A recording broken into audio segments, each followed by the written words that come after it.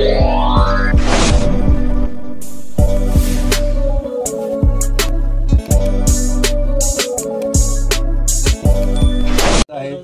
दिवशीच्या मीटिंगमध्ये काही निर्णय झाले आणि आमची सगळ्यांची एक भावना होती, एवढ्या घटना झाल्यानंतर जिल्हाधिकारी, वनमंत्री अथवा पालकमंत्री यांनी येऊन प्रत्यक्ष येण्याचा हेतू साहेब एवढाच होता की आल्यानंतर फील्डमध्ये की घटना ज्या ठिकाणी घडतात तिथली परिस्थिती कशी आहे ही आपण पाहावी आणि तदनंतर आपल्याला निर्णय घेणं सोयीस्कर होईल।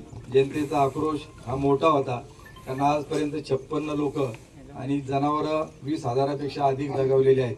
शासनाने नुकसान आर्थिक जरी त्या ठिकाणी दिली तरी त्यांनी कुटुंबाला आधार जरूर मिळतो, पण गेलेला माणूस परत त्या ठिकाणी मिळत नाही।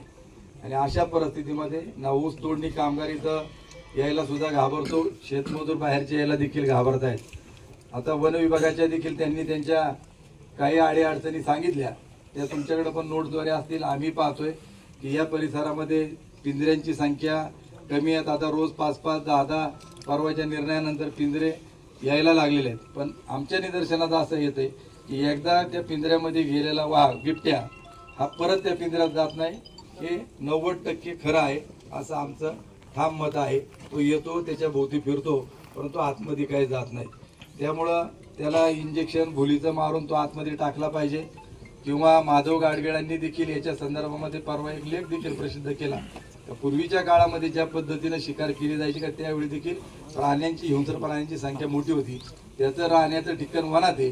पण आता तो उसामध्ये आलाय, त्याला कोल्हे आहेत, ससे आहेत, हे सगळं खायला भेटतं, कुत्री देतात आणि ते कमी पडलं तो मानवावर हल्ला करतो। म्हणून याची संख्या नेमकी किती आहे हे ना तुम्ही सांगू शकत, ना वन विभागाचे अधिकारी सांगू शकत। म्हणून मानवी विभागामध्ये जे बिबटे आहेत याला दिसत्या क्षणी गोळ्या घालणं हा एक त्याच्यामधला ठाम पर्याय त्या ठिकाणी आहेत। याच्याबाबत आपण हे करावं। नसबंदीचा विषय आहे काय ते आहे, त्याच्या मी खोलात न जाता की या संदर्भामध्ये आमचं एवढंच म्हणणं आहे की परवाच्या दिवशी जी काही घटना झाल्यानंतर जनतेचा जो आक्रोश झाला त्याच्यामध्ये वन विभागाची एक गाडी देखील जाळली गेली, कार्यालय देखील त्या ठिकाणी पेटवण्यात आलं। परंतु साहेब 22 तारखेला ऑक्टोबरला देखील आंदोलन झालं होतं, त्याच्या आधी देखील झालं होतं। अशी 3 आंदोलनं इथं रास्ता रोकोची झाली होती।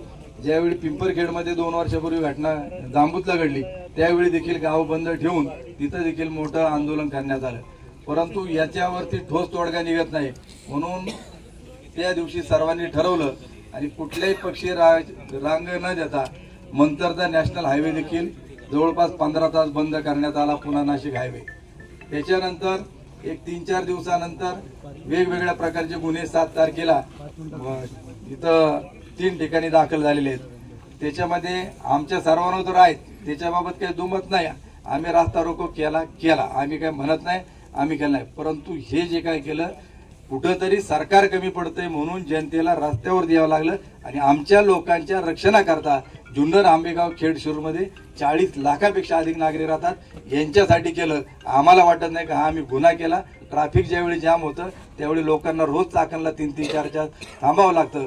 मी अधिक वेळ न घेता जे गुन्हे दाखल आहेत, आपलं स्टेटमेंट देखील आम्ही ऐकलं होतं, आशाताई देखील आल्या होत्या, त्यावेळी त्यांनी तुम्हाला निवेदन दिलं, आपलं फोनवर बोलणं झालं, मी देखील एक निवेदन आपल्या ऑफिसला दिलं। तेव्हा आपण लवकरात लवकर याच्यावरती ठोस निर्णय घ्यावेत। शेतीला 8 तासच्या ऐवजी 12 तास आमची मागणी का दिवस उगवल्यापासून दिवस मावळेपर्यंत वीज मिळाली पाहिजे। आणि ह्या बिबट्यांचा बंदोबस्त करण्याकरता जिथं आता स्टाफ जर कमी असेल तर महाराष्ट्र शासनाच्या वन विभागात अन्य ठिकाणी जिथं कामाचा लोड कमी आहे तिथला स्टाफ काही 2-3 महिन्याकरता तो इकडे डायव्हर्ट करावा आणि इथं जास्तीत जास्त लोक नेमणूक करून पिंजरे लावून काही बिबटे शूट करून त्याचा बंदोबस्त करावा आणि पकडलेला बिबट्या पुन्हा कुठेही न सोडता तो थेट इतर राज्यात जे झू आहेत त्याच्यामध्ये पाठवावं, एवढीच विनंती करतो आणि थांबतो। धन्यवाद।